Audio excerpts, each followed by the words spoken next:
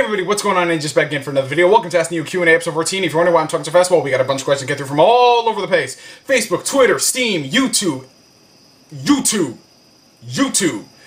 Joining me on the journey, I got myself some cherry Pepsi over here with some melted ice because I just went and took out the dog. And yeah, without further ado, let us begin. The first question comes from, yeah, it was me. Dear Neo, considering that every previous PlayStation system either brought the debut of or popularized a new media format, do you feel that there is a market for the PlayStation 4 to do the same? Or do you feel that most media will be digitized by then? Thank you for your thoughtful and meticulous consideration. Alright, so for those of you who are... oh god, that really did a number on me. For those of you who are unaware, when it comes to Sony's platforms, for the past 3 generations, they've all debuted with a new format. From the PS1 with the CD, PS2 with the DVDs, and of course PS3 with the Blu-rays. Do I think Sony's going to continue with this trend and debut a successor to Blu-ray with the PlayStation 4? To be honest, in my personal opinion, I doubt it. I think what they're going to do next gen is keep with Blu-ray, but put more emphasis on digital content / cloud gaming. Because if they really were going to debut a Blu-ray 2 or something like that, we would have heard about this years ago, because this stuff isn't just thought up overnight. It's something that is in development for quite some time, and of course, the general public, or anyone who's interested, would be aware of it at this point if they were coming out. Because what, the PS4 and Xbox 720 are going to be on the market in, what, the next 2 years or so? So, nah. I think what they're going to do with the Blu-ray, though, is, of course, put in a new player, a faster player, because the one currently in the PS3 is 6 years old, and when you stack it up to Blu-ray players even 2 years in the future, in 2008 and 2009, it pales in comparison to them. It's pretty slow, which is why Blu-ray, the games that were on the PS3 on Blu-ray discs, for the most part, needed to be installed because of the load times. It'd be ridiculous. If you think that they're long now, even with the installs, imagine without the installs. It'd be crazy. So I think they're going to work a way around that and not have any installs if that's possible, and focus on the digital front, because as you've been noticing for like the past year or so, they've been really pushing retail games on the PSN, and even Microsoft has done the same with games on demand. Now, it's not perfect yet. They still have to iron out all of the kinks, especially when it comes to the pricing. That's just ridiculous to pay that much for a digital game. By default, it should be $10 cheaper, since you don't have to pay the middleman. You don't have to pay, you know, the case. You don't have to pay the manufacturing of the disc. It's just crazy to pay $60 for a digital copy of something. Why we're paying $60 for most games these days is just ridiculous. But more emphasis on day one available on the PSN will probably be something they strive for next generation. And with their acquisition of Kai, who knows, they might focus on that as well. Maybe do something with a PlayStation Vita or something like that. Who's to say? Only time will tell. But I will say this for a fact. I know a lot of sales are going to dip a bit, considering the fact that it's not debuting with a new format. Because you guys know a lot of people bought PS2s for the DVD players as they did PS3s with the Blu-rays. So I guess that's going to be one factor. But that's just, you know, the world of technology. I really can't say Sony's at fault for that, but whatever. Let's move on to the next question. This comes from Naruto120. Do you believe there is going to be an Infamous 3? Now, as much as I loved the first 2 Infamous games, I thought they were fantastic, great open-world superhero games, I don't think that Sucker Punch is working on Infamous at the time being. I don't even know what the hell they're working on. There was a leak, I believe, a couple months back of some multiplayer superhero game things, something like that. I'm not sure. People are speculating an Infamous Vita title, maybe a new IP for the PlayStation 4. I don't know, but if they did end up doing an Infamous 3, it'd be pretty interesting to see how they would go about that, considering, spoilers right here for those who haven't played Infamous. I'm going to be spoiling something, so yeah, whatever. At the end of, well, the good ending of Infamous, Cole does die. He sacrifices his life. And if they do a third game, they're going to have to take that ending into consideration as well as the evil one. So, if they do that, if it's going to be continuing Cole's story, they might pull something out of their ass. I don't know, because at the end of Infamous 2, there was a lightning strike, so maybe that hit Cole and it revived him, and now he's a god or something. We'll see what happens, I guess. Alright, next question comes from the Goat Shape. Hi Neo, I remember you said in a couple of videos that you can speak a lot of Japanese. Can you please explain how?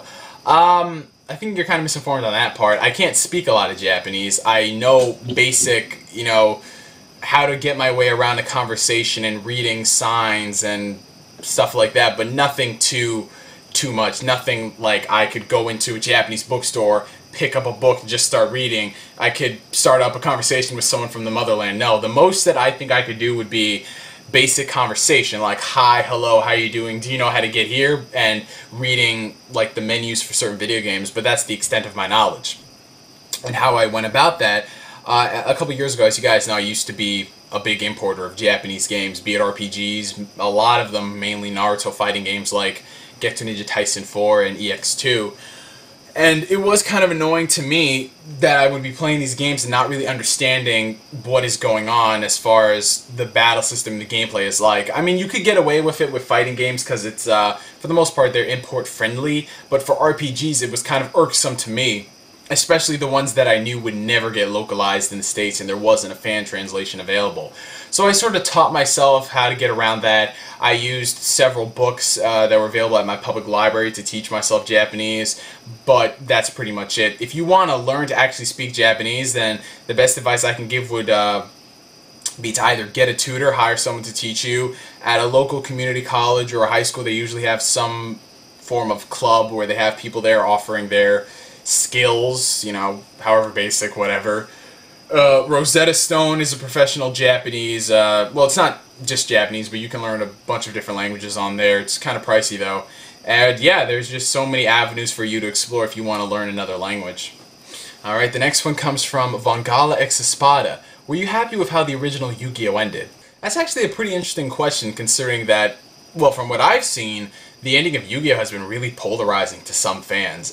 Personally, to me, I felt that the ending was good. I felt that it was logical. I felt it just felt right to me, considering what they were doing with the story and how it built up. You know, you have this final duel between Yugi and Atem, these guys who have been, you know, together for years, and there's a lot for Yugi to be thinking about, a lot on his mind, because he went through this journey with this one guy, and no matter what the outcome, someone is going to get disappointed and it's going to feel wrong. For Yugi, if he won the duel, Atem would be at peace, his spirit would be able to move on to the next life, which he has been unable to for like, what, 5 millennia? And after learning all of his memories and all that.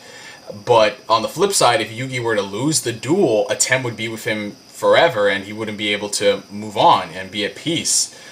So, you know, either way, there was a lot riding on this duel, and I think that the fact that Yugi won in the end, spoilers, fuck it, seriously, you should have all seen the Yu-Gi-Oh! Ending by now. The fact that Yugi won, I liked, because it showed that he himself grew as a character, and he had become stronger. He was no longer this weak little kid in high school who gets bullied by people. He had become a stronger duelist, and he was out of living in Atem's shadow, because for a while, he was just relying on Atem to do everything. But now he proved to himself that he is a capable duelist after people telling him, you are a capable duelist. So he just had to see it for himself and prove it, and that's what happened in the end.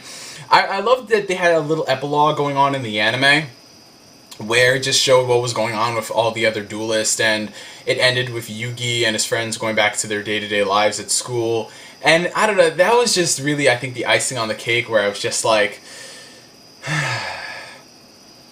because the way they ended it before the credits, it was just all of everybody. Everybody was just looking up to the sky like, looking up at that sun. Waiting for something to happen, I don't know, but it felt meh. Just meh. Why did 4Kids keep the epilogue? I mean, they did such a decent job with the ending of Yu-Gi-Oh! Yet they don't have the epilogue. I guess it's true, 4Kids never really does something good. There's always a catch. Always a freaking catch. But whatever. Next question comes from the Anim Gamer. How much money should you spend on a gaming PC? Really, there is no right or wrong answer on this, because it's entirely subjective. It depends from person to person.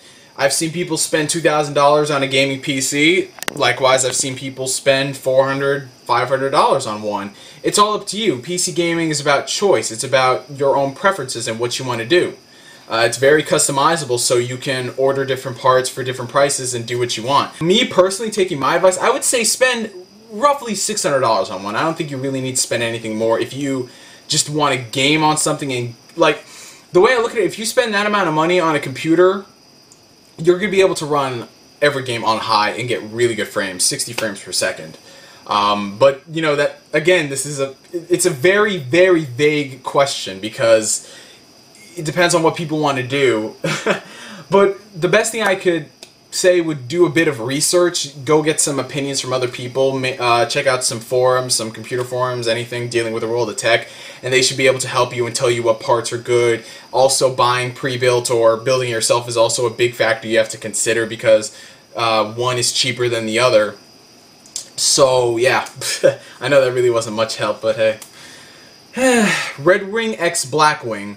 What are you anticipating for the next Smash Brothers title coming out next year? It's coming out next year? That's pretty weird, but whatever. I don't think it is. Honestly, what I'm expecting, I just want another solid Smash Brothers experience with a good online mode this time around. That's pretty much it for me. Because when it comes to Smash Brothers titles, I'm really not one of those people who are like, well, they have to do all of this stuff and all this, because for the most part, they always wow me every single time. Now, would I want it to go back to the style of Melee? Oh, fuck, yeah, I loved Melee. Melee is my personal favorite in the series. Brawl was good too, but it just was a bit too slow-paced at times. You know, the fast-paced action just wasn't there. But everything else about Brawl was good, except for that online mode. But yeah, just another solid Smash Bros. Experience, and if they can make it similar to Melee while keeping its identity, having its own identity where you could play it, Melee, and Brawl simultaneously, then I think it'll work out well, and I am glad that Nintendo is collaborating with Namco Bandai on this one, because I think they'll be able to help.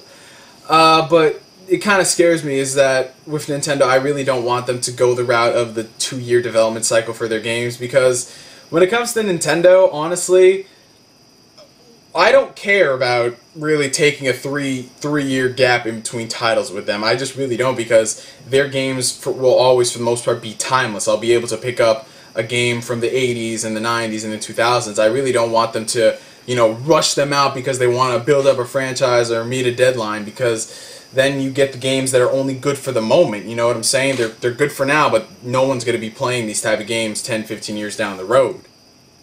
So it's going to be interesting the next generation with Nintendo. I really hope they don't go that route of releasing games, you know, annually or biannually. But whatever, we'll see. Alright, next question, next group of questions actually comes from Hado Sengoku. What are your thoughts on the third Batman Arkham game being a prequel from the Silver Age of comics? Yes, if you guys, well, two things I might as well inform you guys on. Rocksteady is developing another Batman game. They haven't officially announced it or a title of it, but it will be set during the Silver Age of comics. And the Silver Age of comics, for those unaware, the best way I could describe it would be Adam West Batman. Yeah, once that TV series came out and became really big, the comics started to draw inspiration from that, and they were notoriously campy for a very long time. It was actually a really weird moment in Batman history. You're going from the nitty-gritty Batman, and then this, it's like... I mean, I loved the Adam West TV series for what it was, but... ooh, yeah. I'll only watch that every decade or so. Which reminds me, I'm due on watching it this decade, too.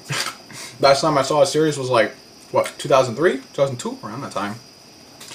But being set during the Silver Age kind of does tick me off a bit, because that's really campy Batman, and I'm not really particularly fond of it. Especially considering that there are so many stories they can tell with the serious Batman. Not even the serious Batman, just Batman, not Campman. Campman. If they are going to go this route, I could see it visually. If they make it more like a comic book, cell shading, all of that stuff similar to Borderlands, I think it'll look pretty good. And if they really want to make it wow, like, oh my god, let's say Batman's fighting thugs, right? If you have the punching, it's like bam, boom, boom, you have the little sound effects going on. I think that'd be like a nice little nod to the comic books. But I don't know how this story is going to go about. Apparently it's a prequel about how Batman met the Joker and how they're going to develop their relationship into how we know them now.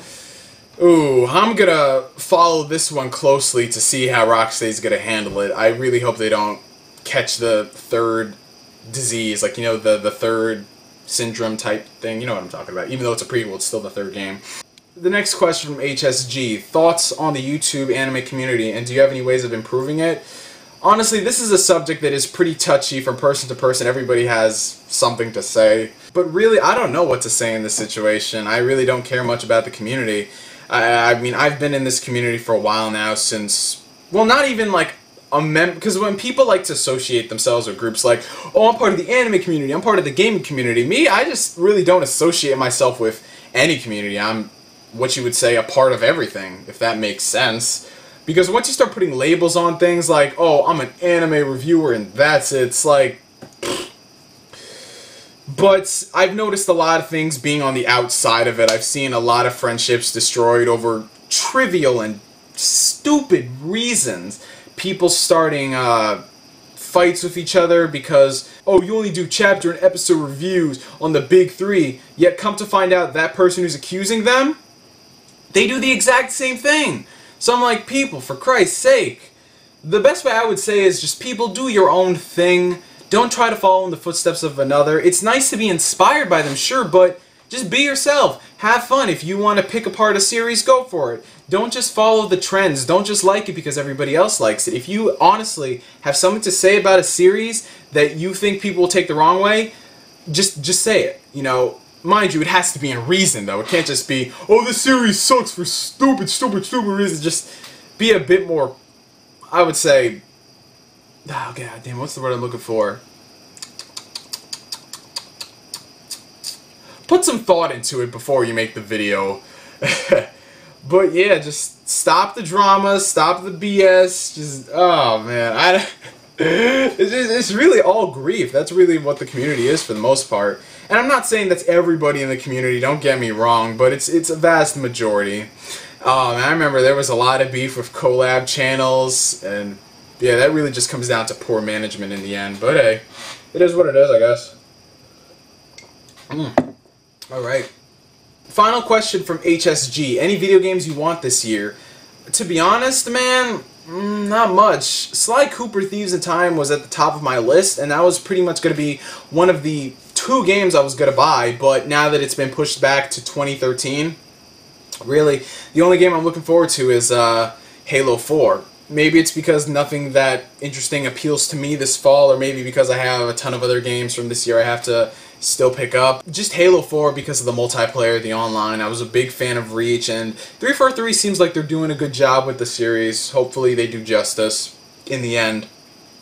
But next year is going to be crazy when it comes to video games. Quarter 1 alone, we got Ni no Kuni, Tomb Raider, Metal Gear Rising, Bioshock fucking Infinite. It's going to be hectic, so I don't care that I'm only buying 1 game this year right now.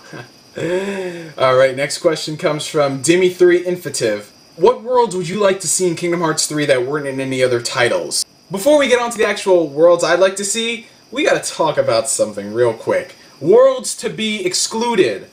Agrabah, Atlantica, Olympus Coliseum. Never want to see them in another freaking Kingdom Hearts game again. For the most part, all of them have been in every game. Why? You couldn't do something else, something more interesting? Really? Then go back to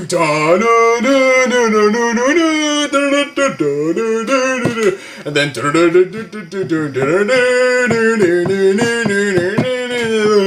it just gets annoying because there's only so much we can do when we go back to fucking Agrabah. I would love to see some Pixar worlds. I know that's probably never going to happen because while Pixar is owned by Disney, it's not one of their... It's like they're acquired brands. It's not one of their... Like, I mean, the way I can explain this is that Disney owns a lot of brands, for those who are unaware. They own Miramax, they own Touchstones, they own Pixar. Recently they bought Marvel. It's Marvel, baby! The odds of seeing those in a Kingdom Hearts game are really slim to none, if not at all. I would personally love to see something like Toy Story show up in Kingdom Hearts. It's a dream of mine. But the way it's going, I don't think so. Who's to say what the future will bring?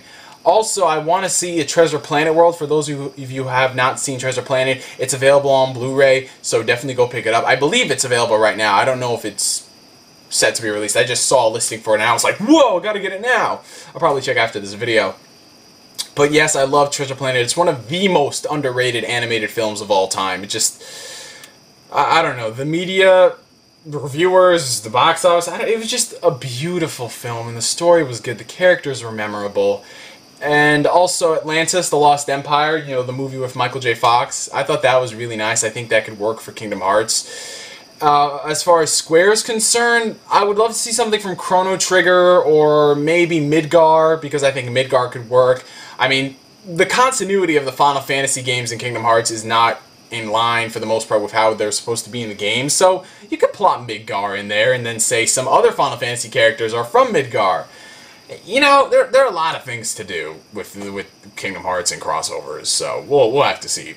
Definitely, I want to see more emphasis on the Final Fantasy characters, because I think too much focus is given to the Disney guys. You know, even in Dream Drive Distance, The World Ends With You, I still wanted to see more of them. I wanted them to explore the character of Neku a lot more, instead of just, yeah, well, whatever. That's another video for another day. Alright, this one comes from Ep307. What is your favorite background music of Dragon Ball Z Kai? My favorite Yamamoto score, well, I love all of them for the most part. I think they're fantastic. They do fit Dragon Ball Z Kai down to a T. Some memorable ones, the Ebb and the Flow, the Grim Fate, mainly stuff that was during the Frieza fight. There was this one, how did this go? It was like, when Frieza impaled Krillin, they played this, chorus, and it was just like, holy shit, you knew stuff was about to happen.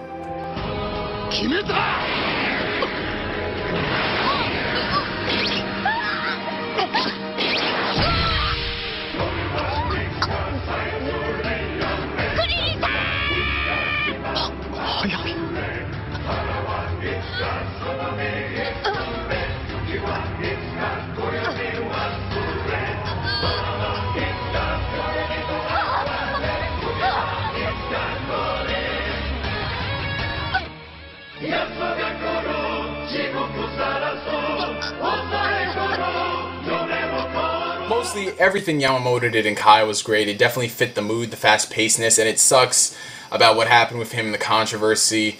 Really, we need to hear more about that, because it's definitely a bit too shady. They're canceling, I mean, they're firing him for doing what practically almost every composer has done. The similarities between his tracks and stuff from Avatar is just, I really don't buy it, because when you consider what other composers have done and how similar their tracks are to other people, I mean, why aren't they calling them out? You know, if it was true and he did plagiarize it, then yes, that is a bad thing. However, if you're going to turn a blind eye to him just because he's a small composer from Japan and not call out these big-named composers, that is complete BS. But they probably wanted to avoid the lawsuit from James Cameron, because James Cameron, that arrogant douchebag, I've never seen a director fall so far from grace than Jimmy. Like, what the hell happened? This is the guy who brought us Terminator, and now he's giving us shit like Avatar and Sanctum. It's ridiculous. And the size of his ego, come on. Okay. And the second one from Ep307, should there be more female gamers on here? I did a video on girl gamers, female gamers, and how, for the most part, people saying that they don't exist and all that stuff is complete bullshit. Gamers are gamers, regardless of gender, regardless of sexual preference, regardless of freaking species. If you play video games actively, then you're a gamer for the most part. I really think it's ridiculous that people have to label themselves like, oh, Girl Gamer X23. Yeah, she's Girl Gamer. Why do they have to name themselves that? Why? I thought we were just gaming for the sake of gaming. Once you start putting labels on things, it just causes a lot of BS. You know? So you've probably been gaming with people who are females. It's just that they don't have to identify themselves as such. Like, why do they have to do that? Just why? Just leave it alone, play with them for the love of gaming, man. Alright. The Deus Ex Effect. Have you played The Witcher 2? And if so, how do you like it? The Witcher 2, you know, I'm going to say this without a doubt, is my favorite game from last year. I had played the original Witcher a couple years back on my dad's computer, but I was never really too into it. However, once I played The Witcher 2, I played The Witcher, I think it was like 2008 or so. So it was a pretty long time, but immediately I saw how much, like how far CD Projekt Red had come with their game. It's just, it's epic. Oh, God, see, if I continue this, I'm just going to go into a mindless about how great The Witcher was. But if you want a mature RPG, and by mature I don't mean, oh shit, fuck, bitch, blood, gore everywhere. No, I'm talking about mature and dark in storytelling. Something that doesn't play you for a fool. Something that takes you as the gamer seriously. Then go check it out. CD Projekt Red are a fantastic team. They give so much. They released free DLC on the PC, which is like, what, 6 hours worth of content? And they just do it because they love their audience. They love their fan base. And unlike others, they can apologize when they've done something wrong. You know? It's ridiculous that you have these big companies like EA who are freaking destroying Dragon Age, and yet people are turning a blind eye to that. Like, what the freaking hell? Next question. This one comes from Shiny Blueberry. Have you watched any of the Hellsing Ultimate OVAs? As a matter of fact, yes I have. I've seen the first 3 of them, and I freaking love them. Gorgeous animation, great voice acting, literally the definition of epic. And for those of you who have seen them and wondering what's going on the North American front, Funimation is releasing OVAs 1 through 4 this October, but it doesn't stop there. They're going to be releasing OVAs 5 through 8 November. So a 1-month difference, and it's also going to be Blu-ray, so you get a Blu-ray DVD combo pack. That is freaking insane. I cannot wait to get my hands on it, and oh god, if I pre-order it now, I'll be able to get it early, so yes. For the record, I'm going to say this right now. The original Hellsing TV anime sucked balls. Fuck that shit. The next question comes from Lorenzo6320. Are you hoping to purchase a new camera or invest in a Mac anytime soon? Well, as far as the Mac is concerned, I was for the longest time using the excuse of getting a laptop to purchase a Mac and use it on a personal basis, more than time spent at a friend's place or in an Apple store. But the more and more I actually looked into it, buying a Mac really wasn't, in my case, cost effective, because I looked at the price, and I'm still going to say to this day that the Macs are insanely overpriced for what they do and what you actually get. I mean, I get why people like them for the most part, but me, you know, I just feel that Windows is worth the dollar more because you can do a lot more with the system. I will say this though, I think like the preloaded software that you get with a Mac is much better than Windows, where you have to acquire all that software yourself. There are other reasons why I dislike and I prefer Mac over PC and PC over Mac, but you know, that's just complicated and convoluted, and we're not going to spend that time here. But I don't see myself investing in a Mac anytime soon, especially when it comes to gaming. If I ever did buy one, it would be used only for like small things, searching the web, like, you know, just like really just another laptop. So probably I'd invest in, like, what is it, the netbook version of it? That's a MacBook Air, I believe. But hey, we'll see in the future. As far as the camera's concerned, I have been shopping around for the past couple months for a proper digital camcorder. The camera that I've been using for the past 2 years or so is this Sony Bloggy HD. And that's what you guys have been seeing. That's pretty much the quality that it can put out. I record usually at 720p HD at 30 frames per second, because really recording in 720p 60 frames for YouTube is pretty much pointless. There is a 1080p option, but I just don't like using it, mainly because of the file sizes, and the quality isn't that different using this camera. But I have wanted to pick up a, like I said, proper digital camcorder. I've been shopping and not really getting too many good results, mainly because I always lose the buzz of it. I'm like, I'm going to get this camera, and then I see things that you might be interested in, and it's something that I needed to complete or add to my collection, you know what I'm saying? So I think maybe what I'm going to do is, for Christmas, ask my parents for a nice one, but I need some recommendations. Do you guys know of a really good camcorder that does 1080p well, has really great zoom, roughly around $500? If you guys who are, you know, camera buffs, if you could help me out with that. And don't be afraid to give me other options like $400, $350. It doesn't really matter. Just, I think $500 would be the price point that I'm willing to, you know, ask my parents for or actually buy myself. So that'll be pretty good. Something I did pick up though, and this is unrelated to the question that Lorenzo asked, is this. I bought this a couple weeks back. This is a Kodak PlayTouch. I think it's, the proper name is Z110, I believe. I'm not sure, or if it's just called PlayTouch. But yeah, this is another one of those point-and-shoot cameras that were spawned during the flip craze, and since they went under, and I believe Kodak went under, I'm not sure. I bought this on clearance for like $59.99, and I gotta say that, you know, for the price, this camera really isn't too bad. The video quality is good, but you kind of have to take care when it comes to recording. You need to have a proper light source, and the audio on this baby is not that good at all. It's mediocre at best, which is why they gave you this external microphone port, so you can plug in a DSLR or something and you can get good sound quality. So I think good sound quality with proper lighting and this video camera will provide you with, you know, good junk. And it's also touchscreen, so, you know, you can do what you do on a touchscreen. But yeah, for $60, not too shabby. Next question comes from Nick Knack, another longtime viewer. Do you have any interest in watching Game of Thrones? To be honest, Game of Thrones, The Walking Dead, all of those TV series that are currently the new, hip, popular thing.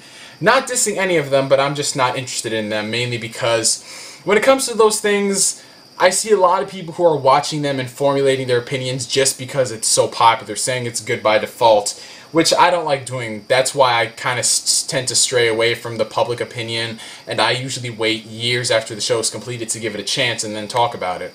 I've heard a lot of good things about Game of Thrones and The Walking Dead, so I'll give them a try a couple of years after it ends. I know Walking Dead is on Netflix, so if I'm bored one night, maybe I'll watch it, but probably not, considering I have so many other series to complete. So yeah, no interest for the time being. This one comes from OJ So Funky. Hey Neo, been watching your vids for years, glad you're doing another Q&A. I have one question. Have you seen the TV series Breaking Bad? You know, like before, Breaking Bad is a series that I've heard nothing but good things about, but, you know, at the time being, not really in my queue of things to get on to watching, so, no.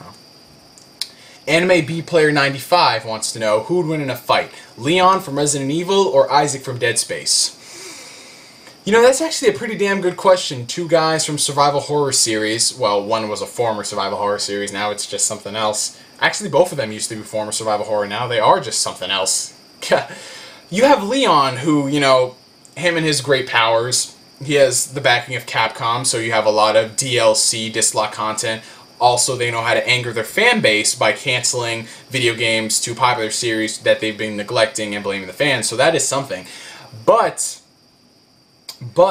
you also have EA backing Isaac. EA knows what to do when it comes to contracts. They know how to rip you off. They know how to wrap it up in a noble construct that they are the good guys and they are for the gamer, you know, pissing off PC people with Origins and all that stuff. So, ooh, it really does come down to EA versus Capcom. Who would win? I don't know. And his following question, who's the worst cash cow, Activision or Capcom?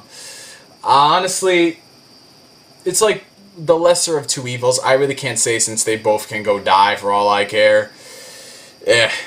Alright, Steve Killer 952.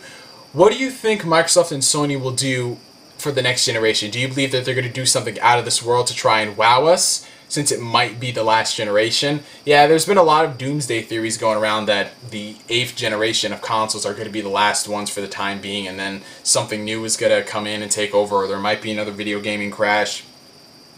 I'm not so sure on the crash part, since this industry has gotten bigger. It's bigger than the movie industry, to be honest. And if you fuck up and fail, then yeah, that's to the movie industry.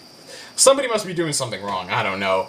But I don't think Sony and Microsoft are really going to go out of this world. I think they're just going to try to, you know, expand and try to connect your Xbox and PlayStation to every single device you have in your house. So your toaster, your refrigerator, your can opener, all of that good stuff. You're going to have PlayStation integration with it. Be prepared to play your games while making a cup of joe in the morning. But I could just see them refining on some of the things that they screwed up this generation, focusing more on the digital front end. Yeah, ripping off gamers. Goodie. And he also asks, since you started playing PC games, do you personally feel that dedicated consoles have become irrelevant? Not really, for the most part. While I do prefer the PC as of late, and I really like the library and the benefits that you get from PC gaming, I still like the consoles, mainly because they have the games I want. However few and far between, you know, I still play my Xbox, the Wii, and of course the PlayStation 3. But I don't think they're ever going to be outdated. I just think that people are shifting their preferences to a platform that will give them what they want now, which is, you know, the PC. You're getting the better graphics, you're getting all that good stuff. But who's to say what's going to happen next generation, you know? Alright. This one comes from a good old Xbox Live buddy, Kitty7K. What is your opinion on the upcoming Batman animated series, Beware the Batman? I try not to think about it. I really do. Mainly it's because I know nothing about it, little to nothing about it, simply because I don't care much for it. Because I was so put off with what how they introduced it. The style of animation looks funky, and Alfred's packing heat, and it just seems kind of weird. I'm gonna give it the benefit of the doubt because I really do enjoy the Batman animated series. Oh, actually no, I can't. That's weird because when I say I enjoy the Batman animated series, I'm gonna be. People think I'm talking about Batman the animated series from the 90s, but the Batman cartoons, there we go. But I think as of late, they really haven't been too great. I mean, I enjoyed The Brave and the Bold for what it was. It was supposed to be something that's an homage to the Silver Age of comics. I know a lot of people didn't like Brave and the Bold, and I can completely understand why. And Batman, what was the other one? The one that came before freaking The Brave and the Bold? I think it was The Batman? I can't really remember much. There's too much stuff going on in my head. I just think that if they could revert back to the quality that was Batman the Animated Series with that level of mature storytelling, I'd be a lot more interested in it. And actually, me and a couple of friends were talking about Batman in animation and wondering why. And random quality change. Yes, I halfway through recording that last question, my camera decided to die on me, and since I am in the mood to record this Q&A, and this is really the only time I'm going to have for the time being, I swapped out my Sony Blogian. I'm recording with the Kodak PlayTouch, but I'm not using the audio on the PlayTouch. I'm using the audio from my Logitech webcam, so it's not going to be the best one out there. I actually am in the process of saving up for a Blue Yeti microphone, so I think if I ever record from this or the webcam visually, and then I just use that as the audio, it'll all work out great. To finish up what Kitty wanted to know, I just really think that they can do another Batman series in the style of the 90s animated series, because there is room for that mature level of storytelling that can appeal to both younger viewers as well as older hardcore fans of the comic. And that is one of the things that me and Future Go on SJ2 were thinking about they should do for Toonami. Like, since Warner Brothers and Cartoon Network have obviously a partnership, why not produce a more mature rated, not mature in the sense that it's dark and gritty and bloody, all that stuff, just another series in the style of Batman the Animated Series and air it on there. I think that would have worked out great. It would definitely have drawn me in there to see another one, but that's not what they want to do, sadly. Next one comes from Trapped Demon. Do you think the movie industry nowadays just comes up with random ideas for films because they know people will pay to see it, whatever hits the theaters? Yes, that is something that really does irk me about the industry. The lack of innovation, it's ridiculous. There are plenty of directors out there who I know are competent. I know they're better than this, but maybe there's someone, watching over their shoulder telling them, hey, you know what, don't do your original idea, do this because it's going to be a guaranteed hit. And in the financial state that the world is in, people don't want to take risks anymore. They want to stay in their comfort zone and something safe. So that's what really does suck, that they're pulling in from older ideas and then trying to make them their own, but ruining them at the same time. But what's even more annoying is the fact that people still go out and see this stuff. You want to know what? If you're going to go see a remake and you hate remakes to death, if it's an unnecessary remake, then why are you going to see it? Why are you going to support it? Because they don't care what you have to say about the film. All they care about is that they made money off of you. So they're going to continue doing these things because you're essentially telling them, I like what you're doing, continue more of that. You have to take a stand and tell them, no, we want more quality things. And in some cases, some companies need to be pushed to the brink so they turn their shit around. Look at what's going on with Namco Bandai. You know how they closed up a couple of their offices. Look at Sega, same thing. So they're turning it around because they realize their backs are against the wall. They have to start putting out quality content. They can't just rely on the stuff that came before. We need to put companies like Capcom, Activision, and EA in that situation. And the second one from Trap Demon, do you think companies such as people who handle movies, gaming, and TV series will see more of a profit if they stream their product or have it available for download through various services on PS3, 360, and what's better, having a physical copy, streaming it, or downloading it? This comes down to personal preference. It depends on person to person, whether you want to own it on disc or stream it or download it to your iPod. I personally do all three of them. When it comes to music, I download it and put it on my phone. When it comes to streaming, I use Netflix. And when it comes to buying physical products, well, you've seen my collection. It could speak for itself. But I've seen a lot of emphasis nowadays on streaming media. Services like Netflix have become a hit. And of course, there are sites like Crunchyroll that do that sort of thing.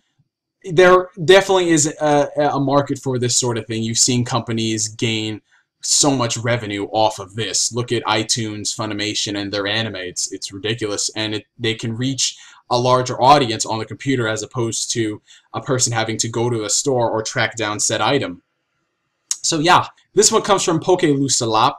Did you know that Digimon is being released on DVD as a complete first season? Have you watched it, and are you excited, or do you not really give a flying fuck? Yes, I have seen Digimon. I've seen the first 5 seasons. And yes, I did hear that they are going to finally be re-releasing the series because, as you guys know, I love my Digimon, and it kind of sucks that classic anime that were brought over to the States, they weren't given a proper DVD release, or they weren't even on DVD to begin with. So I'm glad that after all these years, we're getting a proper set of Digimon. But it does come with some drawbacks. There isn't going to be a Japanese dub of it. It's just going to be straight English. You know, I guess compromises have to be made. They met us halfway at least. We've wanted the series on DVD for such a long time, and they're giving to us, but it's only English dub. So take that into consideration when you're going to purchase this set. You can find it on Amazon. The next one comes from Brandon100. Which is better to you, American Dad or Family Guy? Hands down American Dad, because of how much I enjoy myself watching the episodes. More so than Family Guy. I used to get a kick out of Family Guy for around the first 4 or so seasons. I thought they definitely had a great team working on the show. But after that, you know, the amount of episodes I enjoyed per season really decreased. You know, nowadays I'd only enjoy like maybe 2 episodes of Family Guy a season. And that's not good at all. And that's just me, though. I just think that more love and effort is being put to American Dad more than Family Guy. Family Guy just relies on the same shit over and over and over and over again, and now they're trying to do something different by getting rid of the stuff that made them good, but this change is not a good change. It's just, I don't want to talk about Family Guy anymore. This question comes from SenYC367. Sorry if I butchered your name. Why is your first name the same as mine? I think the better question is, why is your first name the same as mine? Bitch, I look like Goku. Speedrunner182, will you be going to New York Comic Con later this year? In regards to Comic Con, I know I am 90% sure that I will be attending this year. This will be my second one. But I will not be going as a standard attender, standard, you know, goer. I forgot the proper name, but I will be attending as a member of the press. A couple of guys who I have talked to for around a year or so, the Geeks Speak show, a good friend on there, Henry, actually got in contact with me a few months ago asking if I wanted to attend Comic-Con as a member of the press for their group. And, you know, we talked some things over. We're currently in the process of submitting my application to them so I can attend as a member of the press. And with that, I'll be able to go all 4 days and get some interviews lined up with some video game developers, comic book artists, and some junk like that. So if that does all go according to plan, then I will put up a video telling you guys who I will be interviewing, and it'll give you guys the opportunity to ask questions, because that is something that something for the longest time that has annoyed me as well as Henry. I think that was one of the things that we really clicked on when we talked about in regards to journalists and reviewers who get to talk to these gods, these people who are making these series and these video games. They ask the most generic stock questions you can think of. They always ask, oh, what is this game about, or blah, blah, blah. Just look up any interview, and you just the same regurgitated softball questions over and over and over again. You know, me, I want to ask those hard, heavy-hitter questions, the stuff that you guys want to know, the information. And that's something that I really want to do if I do line up interviews, because everybody's been playing it safe for the longest time, and you can tell that people interviewing them aren't really having that much fun, simply because of these generic people. That's why I enjoy people like Angry Joe when they go up there and interview, because they ask fan questions, interesting questions that they don't really touch on with these IGN reviewers or GameSpot or whatever. So yeah, that is something that I want to do if I ever get into the interviewing field. Just ask them questions that we want to know, no bullshitting around, and generally have fun. Because this is from a geek to a geek, not a professional to a geek, you know? Geeks Geek Talk, have fun, lol. Alright, so this one comes from Dim Lord Urza. Will we be able to see you with an afro? Well, you've been seeing a couple of videos I've been sporting an afro. Right now, I just came out of the shower, so my hair is kind of, well, it was wet and now it's dried up, so it's just blech at the moment, kind of unkept. But yeah, I have been working on my afro as of late, but it is so hard to keep up with because you got to take care of your hair. That was something I really didn't care about much. I mean, I went for my usual cut every month or so. Whenever I took a shower, I had the necessities put on so it's healthy and stuff, but maintaining an afro is pretty hard. So I'll definitely have to learn more about that. I do think I'm going to cut my hair within the next couple days since I'm returning to school. I just want to look nice, and it's easier to keep short hair as opposed to long hair. Again, it's person to person, so if they want to have long hair, that's cool for them.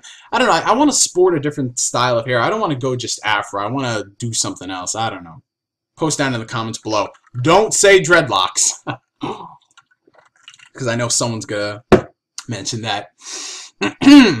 This one comes from another longtime viewer, Kratos fan. Kratos87 fan 19 to be specific.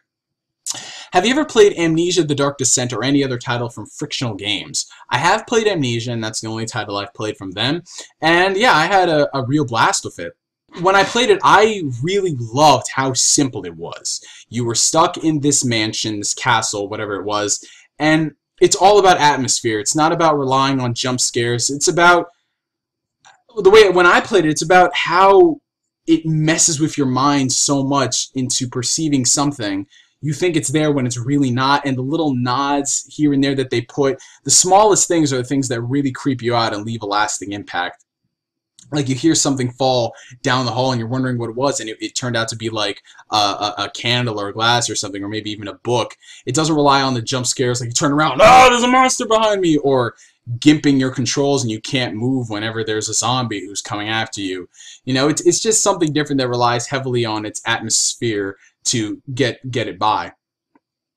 So I definitely recommend people trying out Amnesia if they wanted something different that's not your typical Resident Evil or Dead Space. I think a lot of survival horror games this generation, I think people have become too soft when it comes to like when it comes to quality. People have been so bleh, this generation. They're taking things and they're giving them a lot higher scores than they should. You know, people saying that, as much as I love Dead Space, people are saying that, you know, it's one of the scariest games of all time, yet they're ignoring stuff like Siren and Amnesia. You know, it's just, yeah, they are more survival horror. Dead Space is survival action, you know, which is fine for what it does. You know, it's good. Ow. All right. Next one comes from Barry Allen. With the somewhat recent success of the Batman Arkham video game franchise, it wouldn't be a stretch to say that other developers probably want to cash in on the superhero craze. With that being said, if it were up to you, what superhero video games would you create? What hero/heroes would you use, and what type of game would it be? Personally, I really want to make a superhero squad-based game dealing with the Justice League. I mean, we've had these games like Marvel Ultimate Alliance and X-Men Destiny that are focusing on that, but they're just not good games, period. I mean, people think they're good because, wow, you got superheroes all around, but they're just so underwhelming and disappointing for what they're doing. You could do a lot more with that license. So, a legit superhero collab group game with online co-op, no more of this like overhead display playing it like Diablo. No, just something straight to the basics, third-person camera view, and each hero is different and they're unique, so no two heroes for the most part feel the same.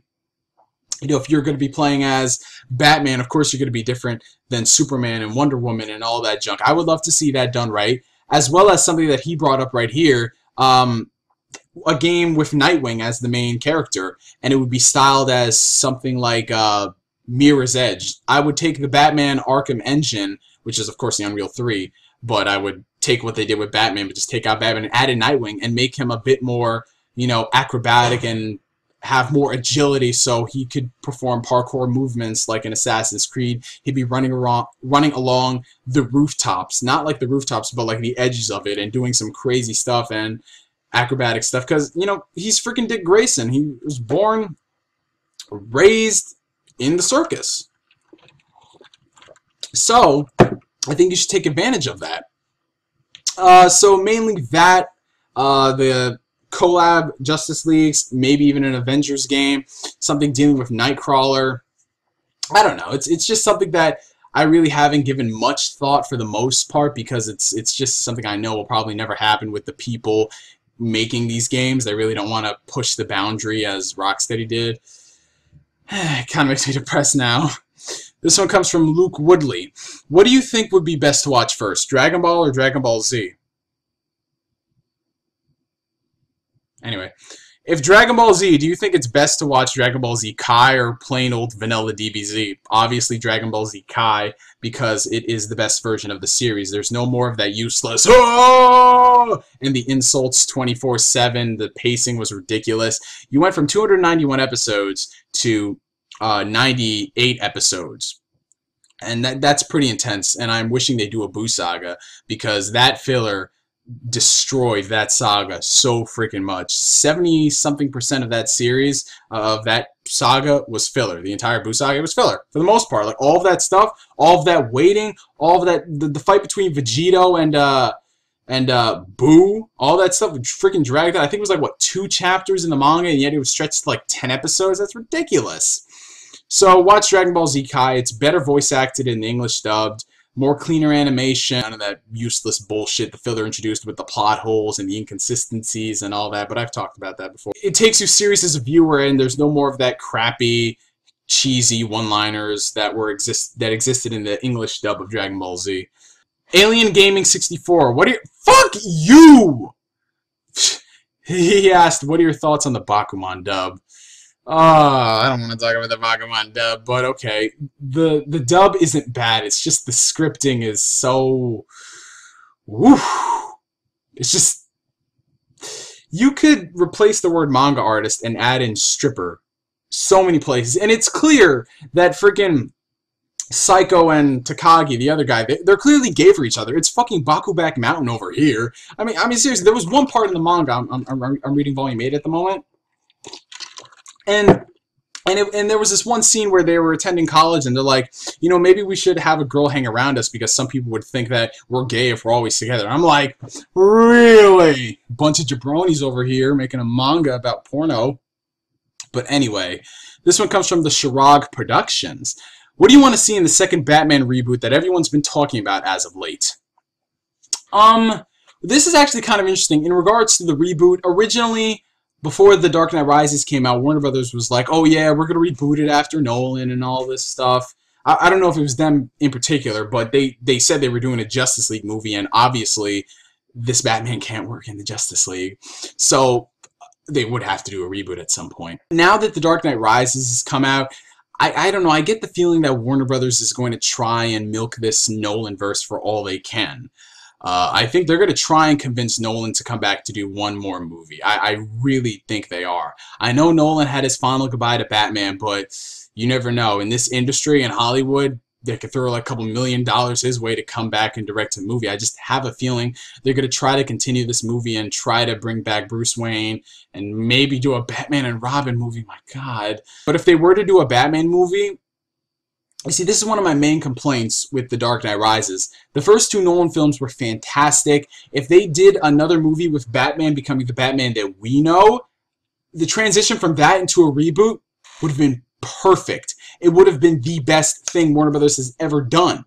Why? Because after the 3rd movie where Batman becomes the Batman we know, the world's greatest detective, you could pick up any comic and read it.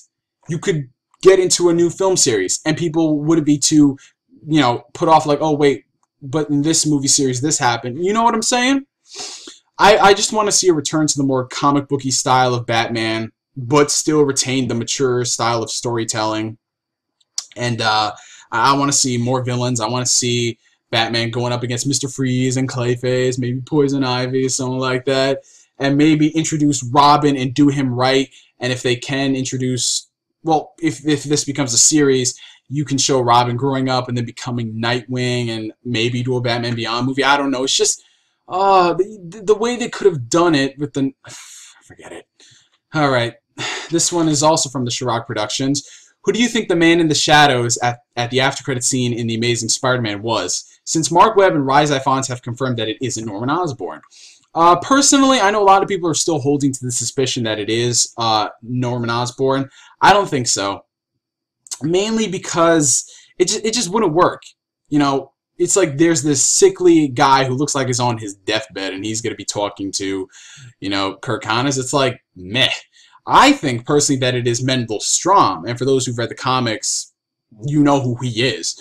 You know that, obviously, Rise Ifans' character, Kirk Connors, he wasn't too out of place when he saw the guy in the jail cell, so he knows something about him. So maybe they were co-workers. Maybe he's somebody who has ties to Oscorp. Mendel Stromm has ties to Oscorp and Norman Osborn.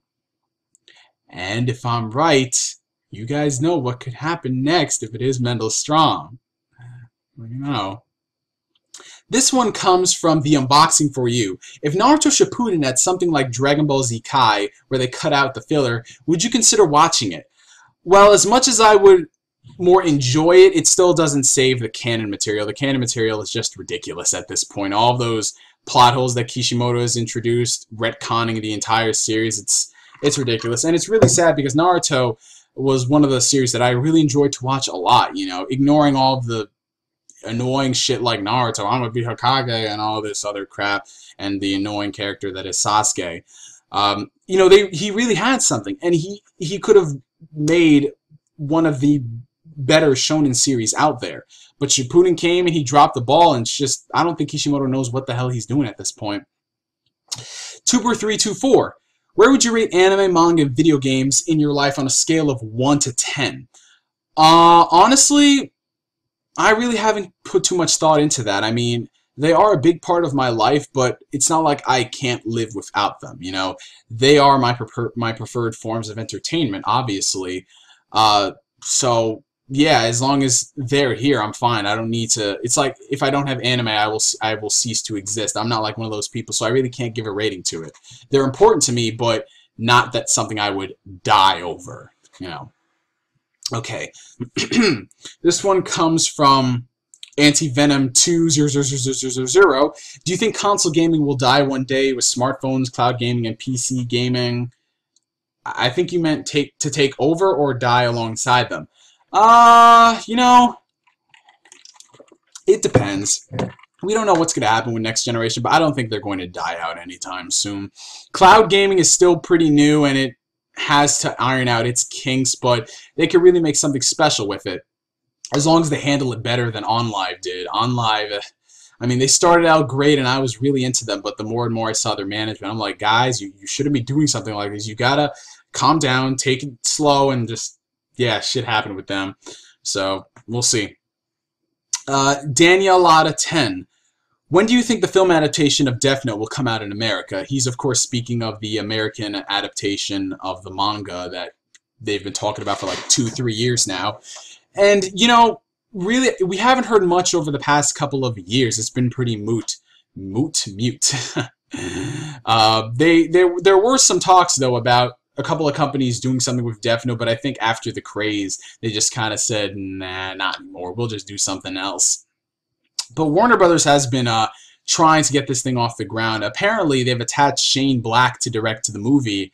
And as you guys know, Shane Black is directing Iron Man 3, so it'll be forthcoming sometime in the next, like, 3 years. But Warner Brothers had stated that they were going to change up the source material. Now, mind you, to get it to work on film, of course, you're going to change several parts of the source material, obviously. However, they wanted to change Light's story from achieving justice to revenge. And if that wasn't bad enough, they wanted to omit everything in regards to the Shinigami. Yeah. So I guess we're just supposed to believe that there's this magical Death Note that can kill people. The fact that I think what made Death Note work was that it was supernatural. It had Shinigami. It made sense. But just having this magic Death Note with no prior, like, oh, how the hell did this notebook get here? Oh, Shinigami dropped it. That makes some sense. There's another world that's watching over the human world. Yes, that makes sense. But taking that out and changing his motive from justice to revenge, it's ridiculous. It seriously is. Light was just bored, and when he realized he had this power, you know what? I'm tired of all the people out there getting away with all these crimes, so let me strike judgment on them. Hell, even in the Japanese adaptations of the Death Note movies, Light, they still had his main goal of justice. He was tired with the judicial system. He was tired that criminals were getting away with these crimes. And while they made him, I think he was a law student in the Japanese films, he was still in line with his character. These companies really, they're fucking with this story. I really think they read the first chapter of it and they say, yeah, this seems good, let's adapt it. They have to read the whole thing from cover to cover to understand it. But I don't know. Maybe that's one of the reasons why I want to get into film and do something with these franchises, because there's a lot of potential. There really is, but hey, whatevs. Alright, this one comes from What's So Videos. What is your favorite Kingdom Hearts game and why? My favorite one will always be the first one because it's just so memorable and I grew up with it, but that's just it. That's just the reason why. When it comes to better games in the series, oh yeah, I think Kingdom Hearts 2 is the superior of the bunch. But there's just something about Kingdom Hearts 1. It was just so simple, satisfying, and it worked. You know, people were kind of skeptical about the series. Is this really going to take off? And it did because of how quirky it was. And then you move on to Kingdom Hearts 2, Birth by Sleep, Dream Drop Distance, you know. So the first game will always be my favorite, but that doesn't mean that the rest of the series pales in comparison. If, like I said, the best game to me would probably be Kingdom Hearts 2. But 1 is my favorite. Alright, Mr. Siad123. Have developers given up on the Vita? That's another one of those doomsday article things. Honestly, I wouldn't say that people have given up on the Vita. I'm just saying that Sony really, they have to play their cards right with the Vita. They talk so much about it, and when it gets here, it's just so slow moving. I think they've only sold like 2 million units. They really need to get out more original Vita games. And I'm not talking about Assassin's Creed or Call of Duty. No. They don't need ports. They don't need games that are available on the consoles. They don't need cross-platform play. They need original games you could only play on the Vita, that take advantage of the Vita's capabilities, that work only on the Vita. You don't need something like Killzone. Oh man, Killzone. I could play a superior version on the consoles that plays the exact same way. Where's the unique titles? Why is it that I can play a game on the DS or a game on the PSP and then play games on the consoles and not feel like I'm playing a watered-down experience? You know what I'm saying? I don't know. I mean, the Vita is a great piece of technology. Don't get me wrong, but it's just Sony, they're kind of dropping the ball. They cannot afford to do this twice, especially in the state that they are in. No. We need more quality Vita exclusives. Alright. Andy, too extreme for you. Aside from anime, what shows do you like to watch, if any? You know, it depends. I love a lot of sitcoms out there. My favorite of all time is The Fresh Prince of Bel-Air, that 70s show. There are a lot of series out there that I enjoy, like Roseanne. I started watching a bit of Community. It's okay. So, you know, anything that's on TV that I watched. Recently, I'm acquiring a lot of the childhood shows that I watched on Nick at Night and all that stuff. And, yeah, so mainly I'm drawn towards sitcoms for the most part, but I love stuff like Law and Order, and I started watching a bit of Grimm. So, yeah. Oh, here we go. The #1 Capcom fanboy, Next Gen Striker. What are your current thoughts on PlayStation All-Stars Battle Royale, with the beta now released as well as all the leaked information? To be honest, I'm not opposed to the idea of a Sony crossover. As you saw in my first video, I was supportive of it. But the game just doesn't look that good, to be honest. I mean, if you like those sort of games, go for it, cool.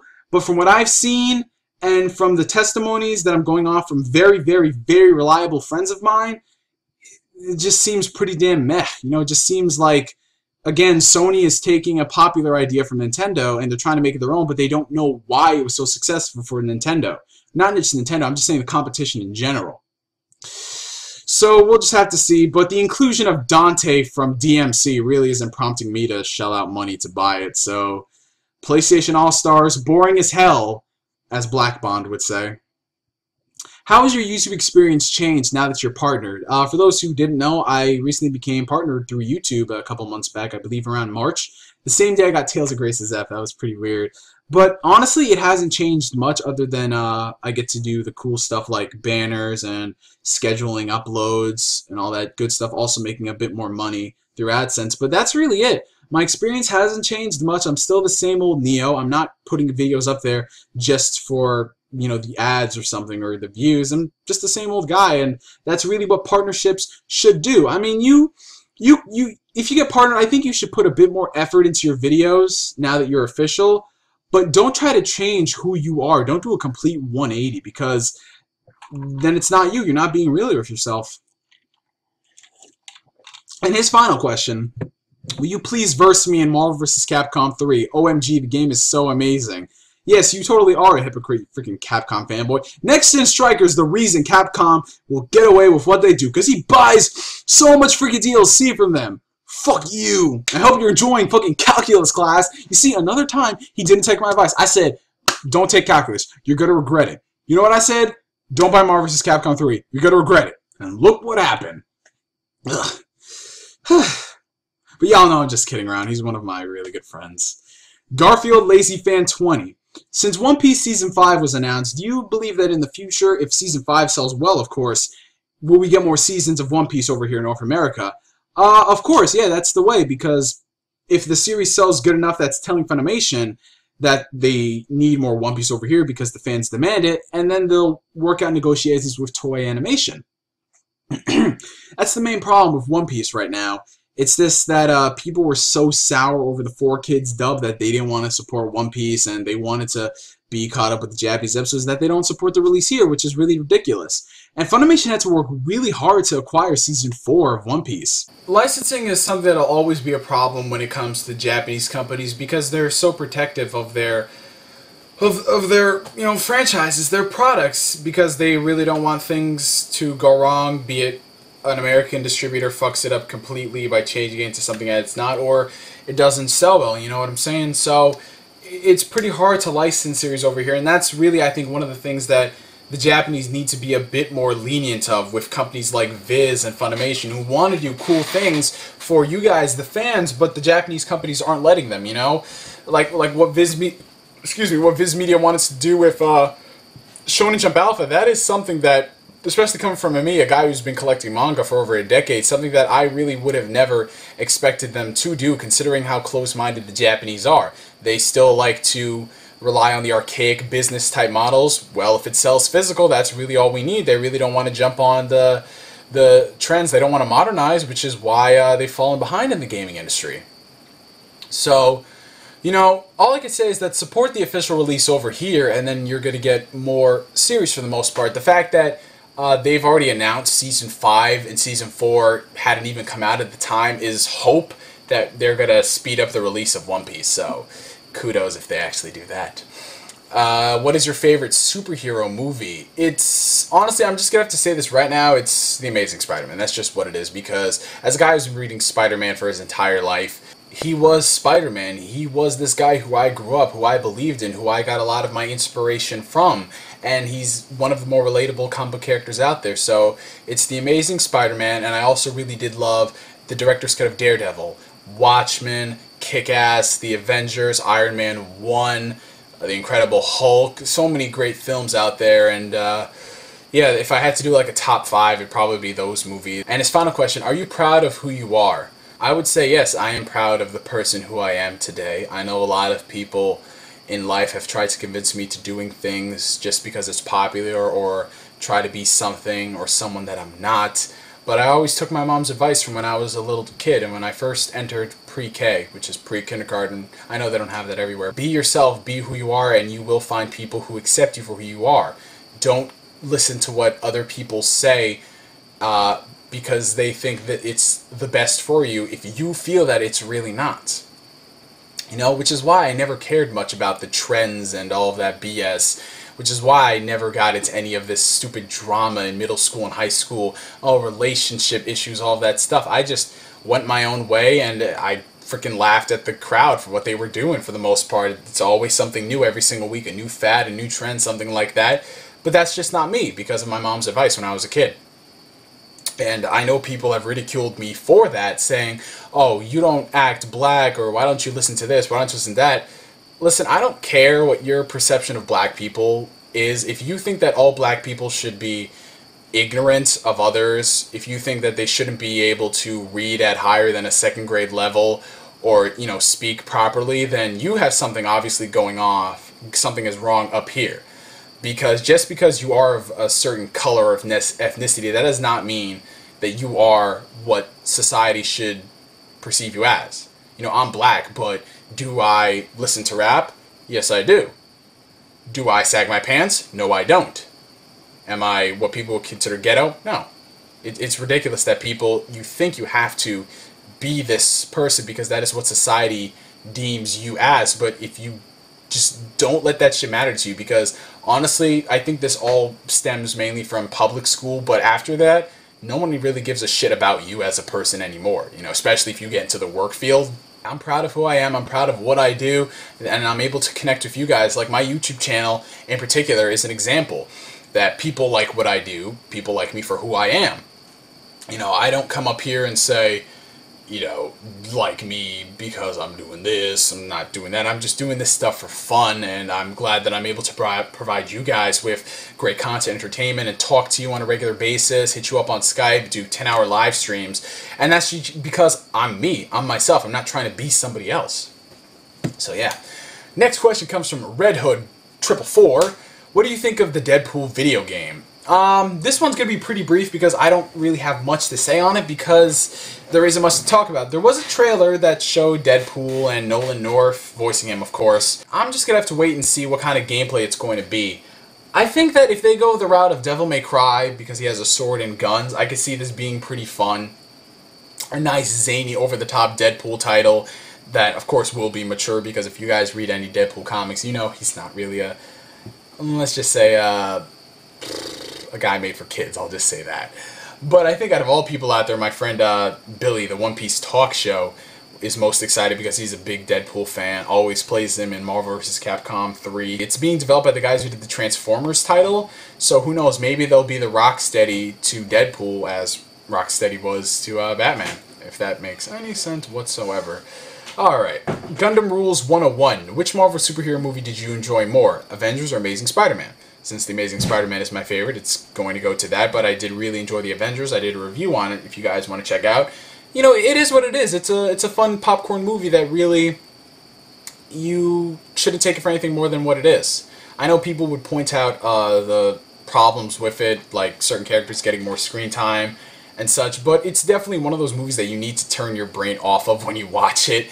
It's like the Expendables. You know, I kind of liked the first Expendables, kind of, because it was exactly, going into it, I knew what I was expecting. I knew I'd be getting this movie that is about all of these action stars from the 80s and the 90s just doing what they do best, being action stars and kicking ass, taking names later, explosions, because that's what you expect.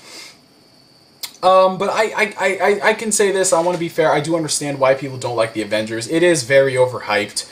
It's ridiculous that people are still seeing it to this day, and it's still in theaters, believe it or not. It's crazy, but yeah, Amazing Spider-Man wins, and this mustache of mine is getting pretty itchy. Gotta shave it. Alright, this one comes from Dark Neo Champion. We're really on a superhero question trend. What are your thoughts on the upcoming Man of Steel film that's going to be released next year? Will this movie redeem Superman in a good, fashionable way, or it will come crashing down? I know I'm going to get a lot of flack for this, but I did not like any of the prior Superman films.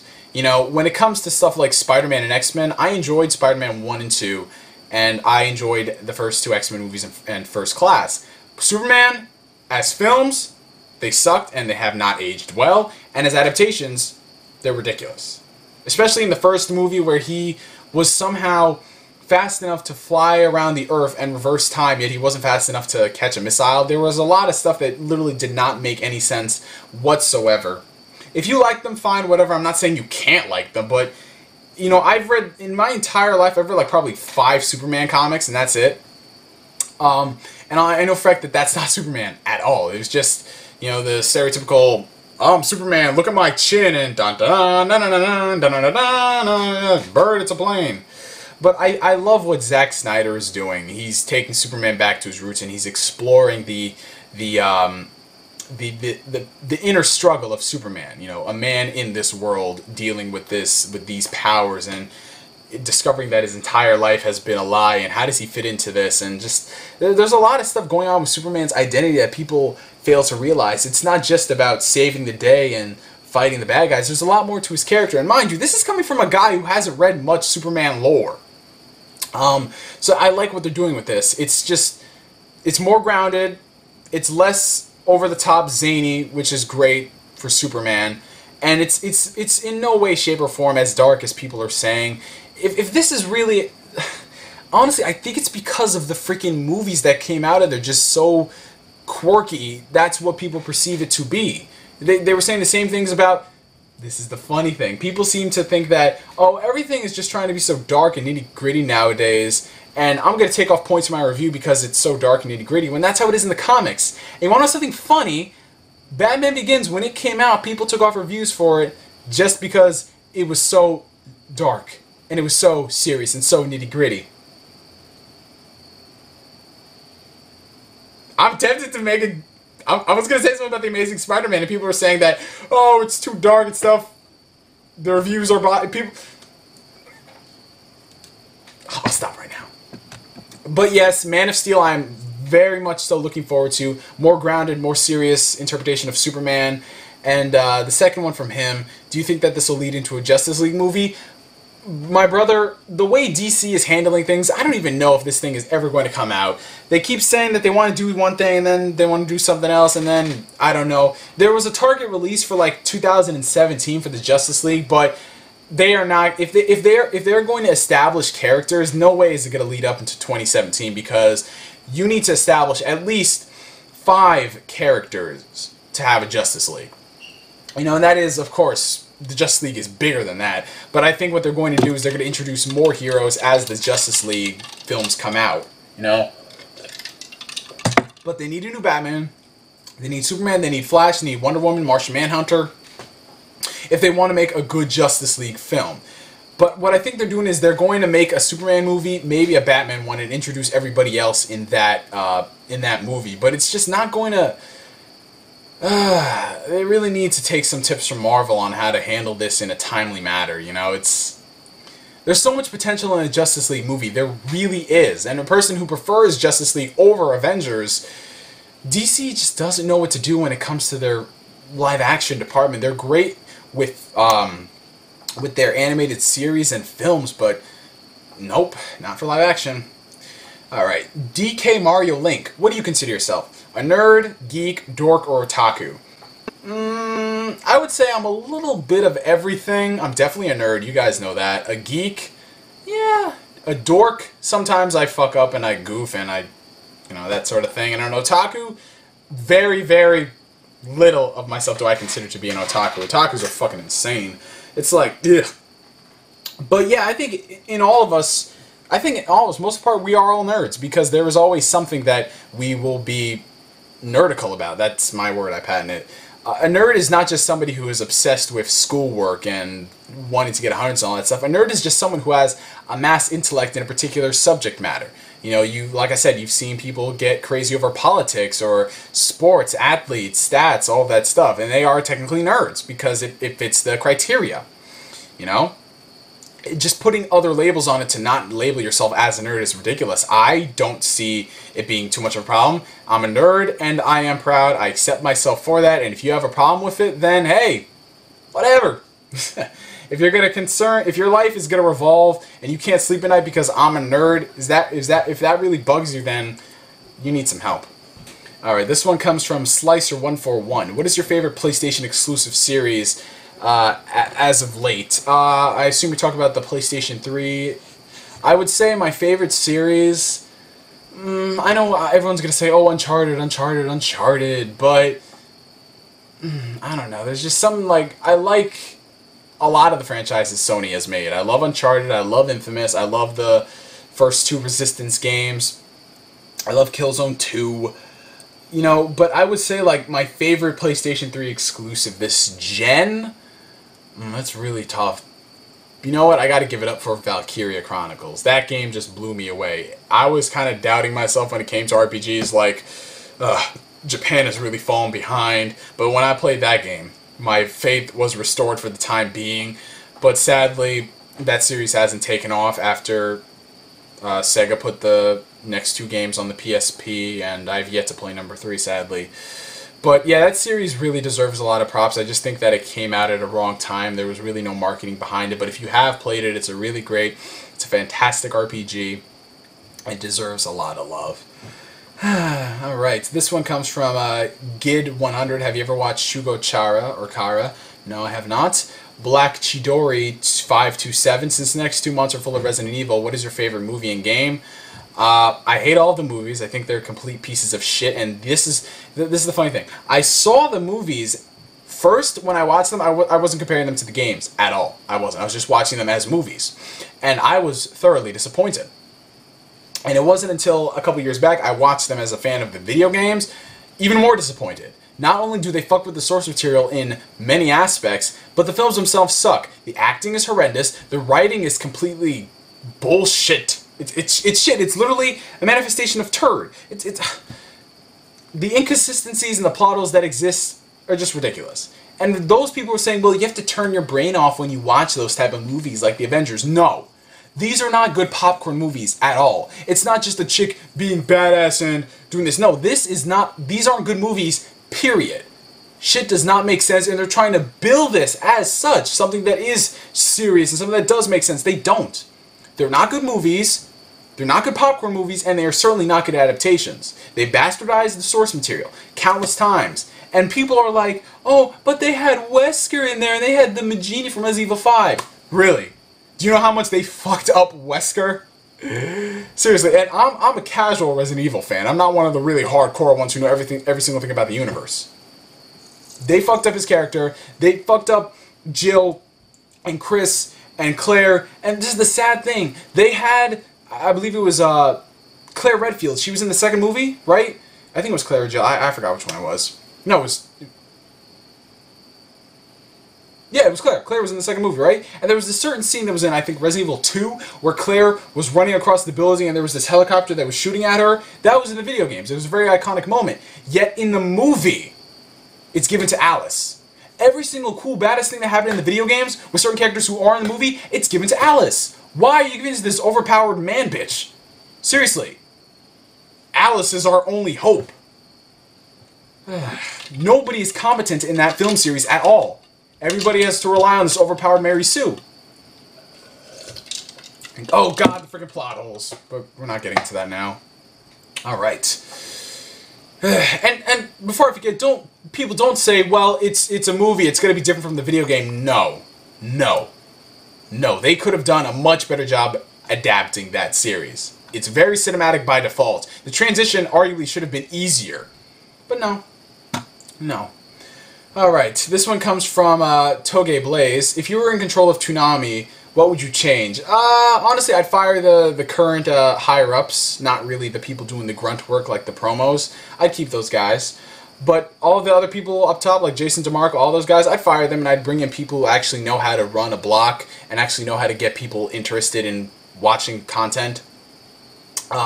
If I had control, even though apparently I don't have money, I would stop doing this. Apparently Adult Swim is making their own anime, yet they say that they don't have money for Toonami. That's funny.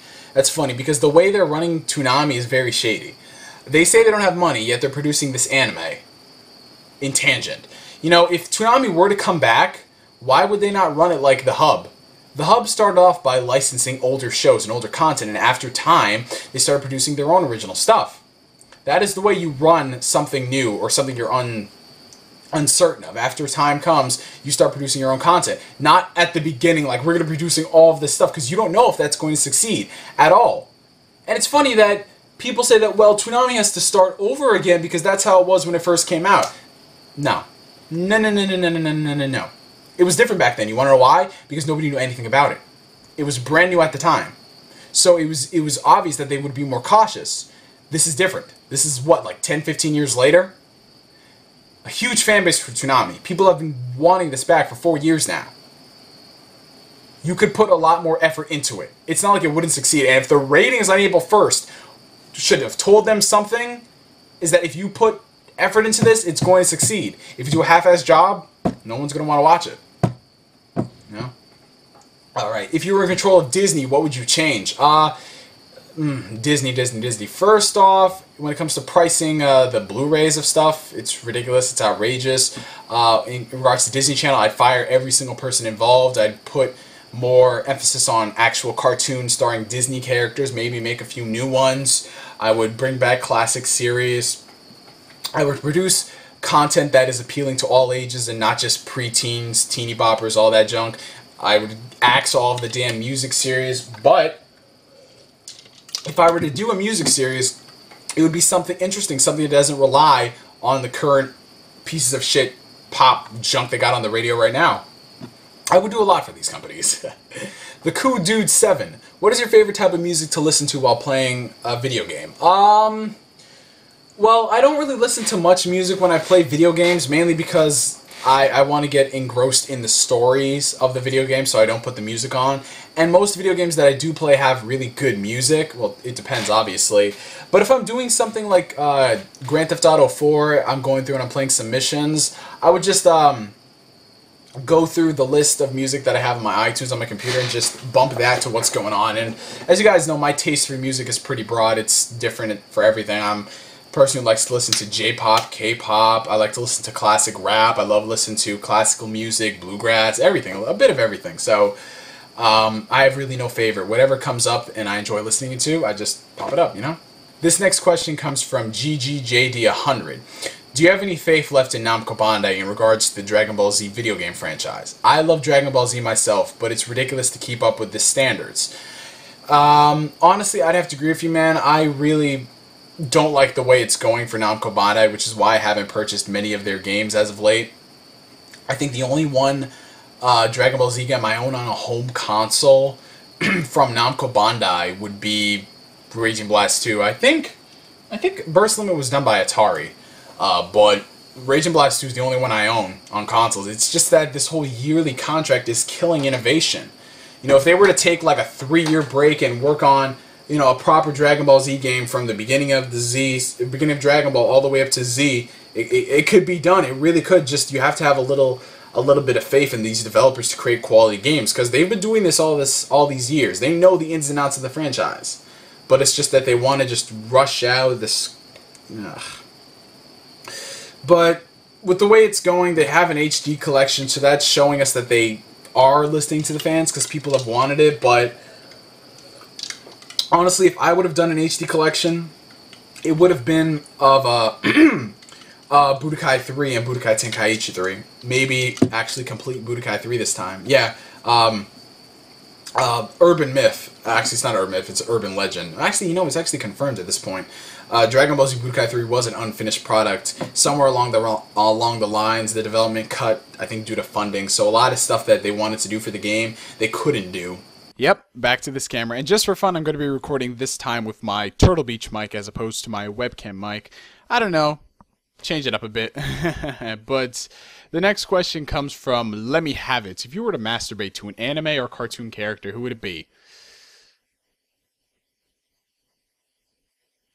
That is a very good question, but one I cannot answer at this current moment in time, because I am the hero who masturbates that we don't need, but the one that we deserve. This next question comes from a very old friend of mine, BDT87. How did you get into gaming? As far as gaming is concerned, I mainly started gaming back in the SNES days, you know, nothing too fancy. I started playing Monopoly and, of course, Mario, all that stuff on there. But I really didn't get heavily involved in gaming, I think, till the PS2 days. That's when I was gaming more consistently and not just every now and then. So I guess what got me into gaming was my dad buying us video game consoles. At first it was the SNES and then the N64. And we had a PlayStation, but that wasn't until very late into its life cycle. I think like 2 years before the PS2 came out. So it's nothing really too fancy or special, nothing too mind-blowing or thought-provoking. It's just my dad coming home one day with video game consoles. Next question comes from Lucas96180. What is your opinion on the whole JRPG, Western RPG debate? What do you prefer more? Honestly, I think the debate is pretty stupid and pointless. I think a lot of people have gotten into the habit of hating on JRPGs, mainly because there haven't been too many quality ones as there were like a generation, 2 generations ago, which I can definitely agree with. I think JRPGs have fallen from grace mainly because of companies like Square Enix, being the head honcho that they are, not putting out great RPGs. That sucks. But there still are great RPGs out there from the guys at Atlas, NIS, Xseed.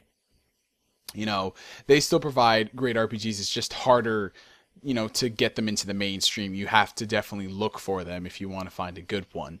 But yes, they do exist, and Western RPGs have definitely been on a rise this generation with titles like Fallout and, you know, Skyrim and Dragon Age and all that stuff. What do I prefer more? I just generally like both because of what I can do in each game. Western RPGs have more emphasis on choice and open worldness, while JRPGs, I guess, are more focused on, I'd say, storytelling and immersing you in the experience and getting attached to the characters, I guess. But, you know, to each their own. I like both, and I play them whenever I have a fix for one of them. Swamp Shark 100 wants to know, what is the worst injury you've ever experienced in your life? Honestly, this is going to sound pretty weird compared to a lot of people out there, but throughout my life, I really haven't gotten hurt too much, really. And it's kind of weird considering I was a kid. I was always out every single day rollerblading, burure boxu.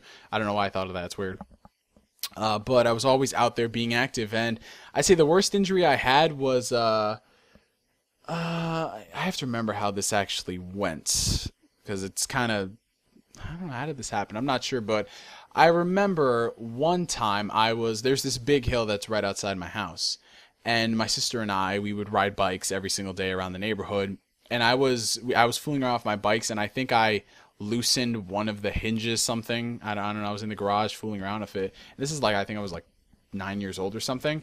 And I was riding the bike, and then suddenly, you know, I was gaining momentum and speed going downhill, and out of nowhere, I lost control of it, and I just suddenly, like, next thing I knew, I flew off the bike. I had tried to jump over a ramp, and it just, I don't know, something happened. So I went through the air, and I fell on the ground, and you know, luckily I had my helmet and my protective gear, so I walked out of that incident with a scar on my ankle, and my arm was bruised. It wasn't broken. It wasn't, you know, nothing too bad happened to it. I just had to, you know, be very careful with it for the next couple of days. So that's pretty much the worst. I haven't had any broken bones, you know, nothing like that.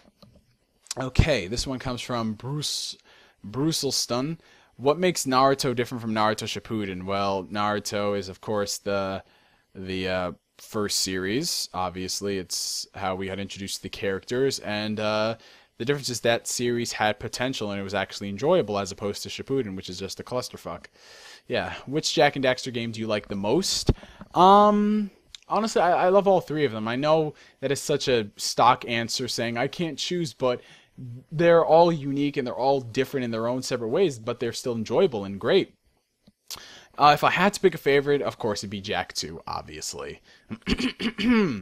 This one comes from MGPC 2008. Any advice for somebody entering the 9th grade? Which, of course, over here in the States is high school. And the best advice that I can give to you would to not be too concerned with all of the drama that goes on. That's just pretty much what high school is. You don't really learn too much, and all you learn is how to keep up with the trends and how to be popular. And people focus so much on that they forget about their schoolwork or actually being decent human beings. You know, so just don't worry about all that crap and what people think about you. And yeah, I think you'll do fine. High school is pretty vicious. Everybody is just such a little punk there. But yeah, I just didn't care much what anybody thought. And hey, that's just me. I'm not saying it'll work for you, but that's just my advice. Just be yourself, be who you are.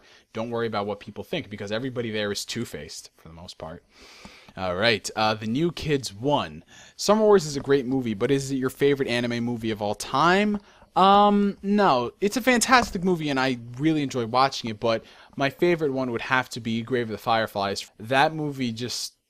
I've never been so emotionally moved by an animated film in a really, really long time, and I actually cried a couple times during it. I watch it at least once a year, and every single time that I do, I somehow cry. You would think that after a while, you'd stop, but it just, the tears come back when you actually, you get attached and, invested and just, if we ever watch that on a live stream, I'm going to be shedding some tears. So the webcam, it's turning off. All right, this one comes from Tsukishima Mike or Mick. What inspired you to start uploading on YouTube, and why do you continue to do what you do? Well, I liked video games, I liked anime, I liked talking about it and getting my opinion out there, and since there was a site for that, I said, hey, why not? So I went on here, and it was a pretty good hobby for some time, and obviously I grew, and I learned some things across the way, that's great grammar. I learned some things along the way, and I met such great people, which is why I still do what I do, because there's always stuff for me to talk about and have fun with. So yeah, this one comes from Saruko99. How do you support yourself and your gaming addiction? I wouldn't say it's an addiction at all, because if it was an addiction, I would be buying new releases every single week, and I would be playing video games consistently and not getting in touch with you guys, not taking into account all of the other things that are going on. But how do I support myself? Well, mainly I know how to budget my money, which is something I keep getting asked constantly. How do you afford all these things in your collection? It's a combination of, earning money from YouTube and saving that and dividing it off between other things. Because usually when I get paid, I, split it up. Half of it is going to go to necessities that I need, such as, since the next semester starting, books, transportation, gas, all that junk. And the other half that I have is split between leisure and savings. So I split it up 3 separate ways. So that's how I manage it. And I don't buy things just because they've come out. I usually wait a couple weeks and I get a good price on them. That's how I can get so many Blu-rays. Like the average price of like a new release Blu-ray is like what, $25-$30, and very rarely would I ever shell out that money. I usually get most Blu-rays for like $10 to $20, So yeah, it just all comes down to budgeting the money you have and knowing when and what time is right to spend it, and looking around for deals. That's how I can afford this collection. Because if I really went out and bought new releases, like on release, I wouldn't have half of this collection, Alright, this one comes from Travis Otaku Naruto fan. What would you rather get hit by? A super spirit bomb or 100 times Big Bang Kamehameha? Ooh. What would hurt less? A spirit bomb or a Big Bang Kamehameha? Is there a third option? Oh, well, here's another option. A Liger Bomb or a Universal Spirit Bomb? Oh, yeah.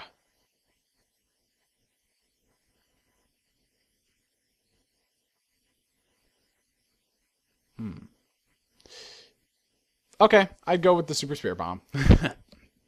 All right. This one comes from The Warrior 2397. What do you think of Young Justice? As you guys know, the past couple weeks I've been really heavy into watching Young Justice. Future Go On gave me the first part of season 1 for my birthday, and I've been watching, the rest of season 1 as well as the start of season 2. I downloaded the episodes, and I'm actually really enjoying the series, but I don't want to spend too much time talking about it. All I can say is that it's enjoyable. Alright, this comes from James Hansen, who you guys know. Throwing the elephant in the room, Bleach. Why you no like? I don't like Bleach because all of you people like it. Where do you think you would have been now without YouTube, and how has it changed your life, if it has at all? Where would I be without YouTube? Honestly, I would say that I wouldn't be as open as I am now, because I was what you would consider one of the more shy kids back in the day. I wasn't like one of the recluses who don't talk to people at all. It's just I was never really one of the outspoken, outgoing type of people. But once I started uploading videos on YouTube and talking to people on a consistent basis, and actually, discovering more about myself and realizing that I can do these things, I guess I would say that I've become a better person because of it. Sure, I earn money on the side and I do videos that get views, but in the end, what I'm really going to take away from my YouTube success story is that me as a person, I've become more confident with myself. I've become more outgoing. I've become more outspoken. And I've learned how to handle myself in said situations. So, yeah, that's how YouTube has, for the most part, changed my life. All right, this one comes from Final Chidori 57. What made you interested in the partnership program? The features or the cash? Honestly, I'd say mainly the features, but earning money along the way is also a good benefit. All right, Assassin Man 131. What year do you think anime was at its best? This is another question that is pretty subjective. It's from person to person. Honestly, I think that anime was better really in the 90s and some of the stuff that I've seen from the 80s. But that's just me. There were a lot of people who didn't grow up with that stuff, who didn't grow up with all the giant robot series. They were more into the late 90s, early 2000s, and even now. I know a lot of people say that there hasn't really been good anime, but I disagree. There is still a couple of good anime out there to watch that is new and that's enjoyable and it's original. It all depends on who you're talking to, I guess. So, yeah, I'll always find something good from some generation or decade. Okay, this one comes from Fiamma Rogue, or Rouge. Do you think that Viz will ever take Reborn off its indefinite hiatus in North America? Yeah, that is something that me being a... Finish off the last of this Peppy Le Pew! Pepsi, since we're almost at the end. Reborn is something that I think, you know, me being a Reborn fan, I don't keep up with the manga, mind you. I really like what I've read, and I've seen the anime, of course. It is kind of annoying because, like, you get up to a certain point, and then you don't continue it, and we don't have a concrete reason why. You know, you have a person out there who buys the manga, and he gets up to this point, and it says, "Oh, volume 16 coming soon," and yet it never does. I forgot what volume. I think it was 16 they left off. So you're essentially telling them to go online and read the rest of the series for free. You know, and it's weird though, with the recent surge in popularity Reborn has had. This would be a better time than any to re-release the series. Put them out in omnibuses, and then that'll drive interest for the series, and maybe they'll start continuing it. You know, it's a perfect opportunity now more than ever to capitalize on the Reborn hype. You know what I'm saying, Viz? You know what I'm saying? Hey, I'm serious. That would just work so well. Speaking of which, why hasn't there made a dub hasn't made its way over here? Red Gohan 147. What is your favorite saga from Dragon Ball Z and why? Favorite saga would have to be, of course, the Cell Saga. I know people say, oh, there's the Android Saga, the Incomplete Cell Saga, the Trunks Saga, but I just label it as such. I call it the Saiyan Saga, Frieza, Cell, and then Boo. That's just me, though. I know people like to break it up, which is perfectly fine, but that's not what I do. Less confusing at this point. I love the Boo Saga mainly because of how much of Gohan's character was explored, as well as Goku. You know, Goku, for the longest time, had thought that Gohan was his son, so he would be like him. But then you realize that Gohan is nothing like your father, and Goku had to come to the realization that his son is not him. He can't do the things that he can do. He's a completely independent person, and the fight during Cell proved that. And when he saw Gohan turn Super Saiyan 2 for the first time, he was frightened. He was scared at what he'd seen. You know, his son had gone from this lovable guy who doesn't like to fight to a sadistic, badass motherfucker for the most part. He went from, you know, wanting to, you know, just defeat Cell to wanting to make Cell suffer. It was intense. It was dark. That entire part was just scary because of how different Gohan had become, which is why he fears his power, because he can't control it. You know, it was something. It was like, wow. But yeah, that's the reason why. Butterscotch 998. It was rumored that if Heath Ledger had not died, the Joker would have played a big role in The Dark Knight Rises. How do you think it would have impacted the movie?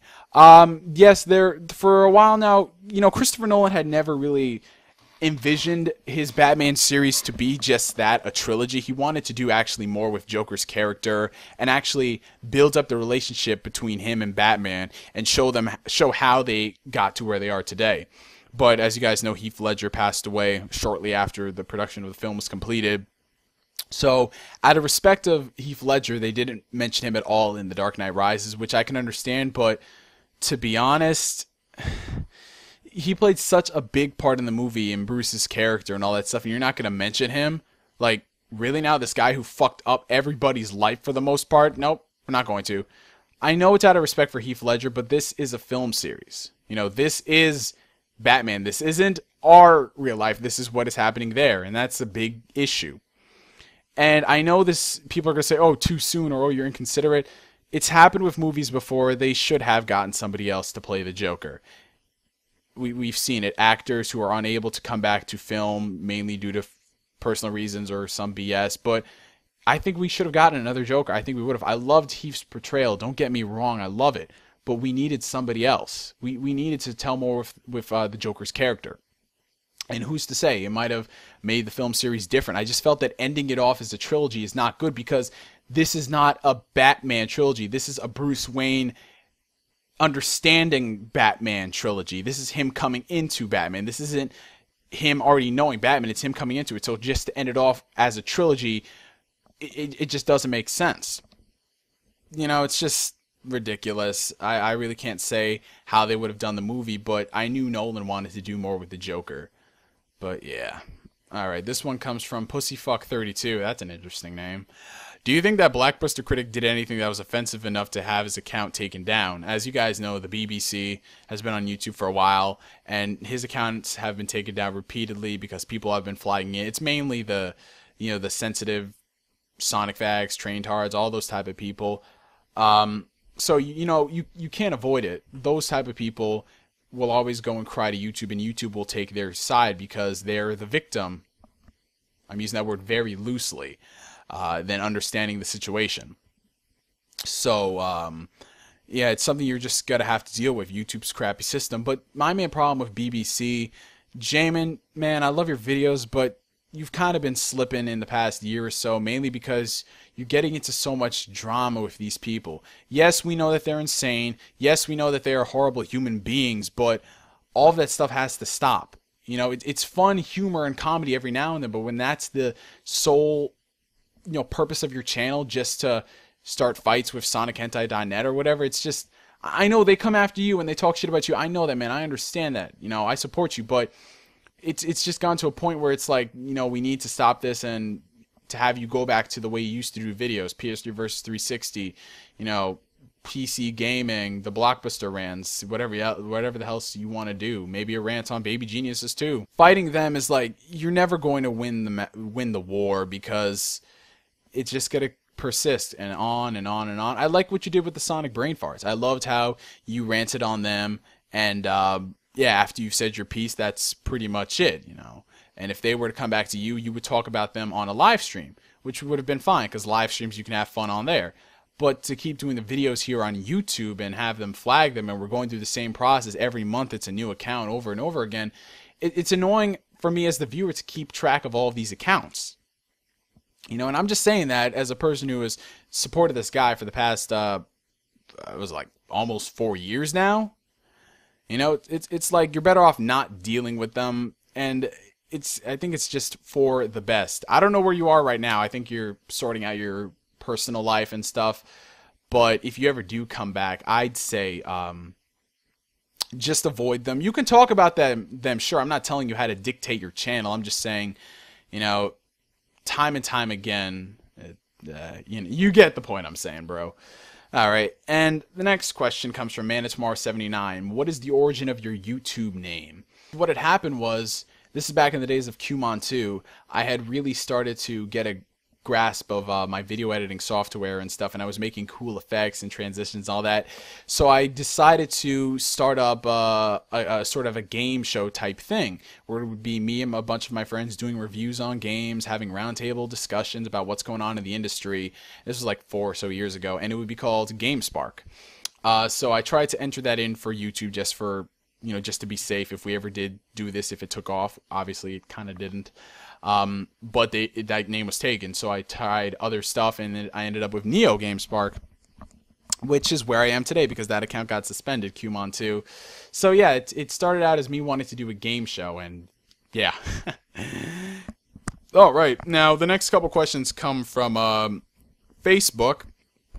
Okay, Darian wants to know this. Hey Neo, I know you didn't particularly like The Dark Knight Rises too much. While I really enjoyed the film, I can completely understand where you're coming from with the movie. Now, let's just say that, for example, Heath Ledger had not passed away and Nolan did continue the series with the Joker. How would you have done a 3rd, 4th, and potentially 5th Batman movie? Oh yeah, we're getting legit right here. Alright, now, in regards to a 3rd Batman movie, how I would have done it, it would have been a redemption for Batman. He would have come back to the public in a better light. You know, he would prove that he wasn't the person that, you know, murdered Harvey Dent. And I wouldn't say like, oh, I didn't kill him, stuff like that. I was framed. He'd do what Batman would do. You guys know what I'm saying. And he would use his detective skills, and he would become the Batman who we know and love from the comics, the world's greatest detective. That's how it would end the third movie. And if you wanted to do a fourth movie, you could have him, you know, having a confrontation with the Riddler, maybe Joker, if you want to bring in Mr. Freeze. I'm not sure, you know, not really getting too specific in this sort of thing. But I would personally end off this saga with, I'd say 4 movies is good for this. You know, you could have a 4th movie with Batman doing his thing. And then the way it would end off, it would be, you know, like you're going off and fighting another day. You know, it's just like how, you know, you could have ended the 3rd movie with you understanding all about his character and then going off and reading the comics. That's how I would end the 4th movie, just like that. But to really to really hit a home run, to really hit a home run, this is what I would do. You take a break from Batman for like 5 or so, maybe 7, maybe 8, 10 years. I don't know. This is, if I were to do it, I would take a break for an extended period of time, more than 5 years. And I would come back with a new movie. And this one would star an aging Bruce Wayne. You can show that he's been fighting crime this whole time. All right? And you see that age is getting to him. You know, he's gotta find a successor. Enter Terry McGinnis. And the start of a new Batman trilogy. Batman Beyond. Are you telling me Nolan couldn't have done that?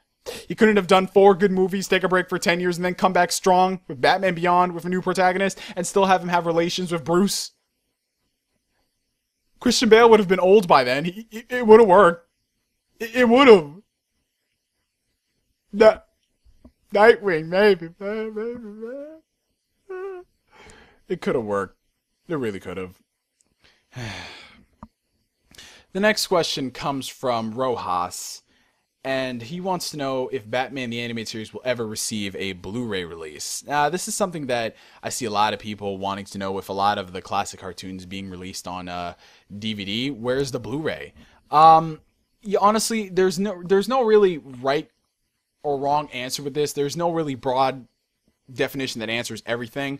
But when it comes to cartoons that were, you know, in their prime in the 80s and the 90s, when they animated them, they weren't really thinking too heavily on the home video market. Like, man, we should preserve the film prints if we ever do an inevitable DVD or something, you know, because it was a very different time, like 20 years ago. So what had happened with these shows like Batman the Animated Series, they would shoot it on film, but they would edit and master them on standard def broadcast tapes. And usually after that, they would chuck the film prints because after it's had its run on TV and they earn all the money, they don't really need film prints anymore, so they chuck it. So the reason why I think we haven't seen a lot of the cartoons is because all we have, if anything, is the standard definition broadcast tapes, the Betacams.